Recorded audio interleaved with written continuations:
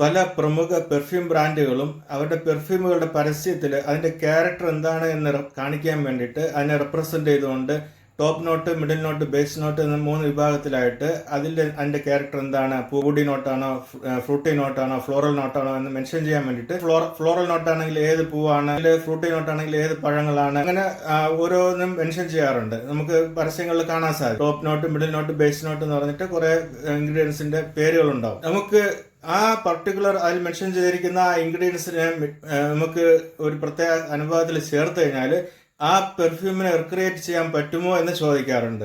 യഥാർത്ഥത്തിൽ പെർഫ്യൂം ഉണ്ടാക്കുന്നത്, മാനുഫാക്ചർ ചെയ്യപ്പെടുന്നത് ഫോർമുലയുടെ അടിസ്ഥാനത്തിലാണ്. ഫോർമുല എന്ന് പറഞ്ഞാൽ 10-40 വരുന്ന അരോമാറ്റിക് കോമ്പൗണ്ടുകളുടെ ഒരു മിശ്രിതമാണ് പെർഫ്യൂം എന്ന് പറയുന്നത്, CPO എന്ന് പറയുന്നത്. അതിൽ ഈ പറയപ്പെട്ട ഫ്രൂട്ടി അല്ലെങ്കിൽ ഫ്ലോറൽ അല്ലെങ്കിൽ ഊടി നോട്ടുകൾ അല്ല ചേർക്കുന്നത്, മറിച്ച് അതിനെ റെപ്രസെന്റ് ചെയ്യുന്ന കെമിക്കൽസ് ആണ് ചേർക്കുന്നത്. ഈ കെമിക്കലുകളുടെ ഒരു കൂടിച്ചേരലിൽ നിന്നും ഉണ്ടാകുന്ന ഒരു ഔട്ട്പുട്ടാണ് ഈ ഊടി നോട്ട് അല്ലെങ്കിൽ ഫ്ലോറൽ നോട്ട് അല്ലെങ്കിൽ സിട്രസ് നോട്ട് എന്നൊക്കെ പറയുന്നത്.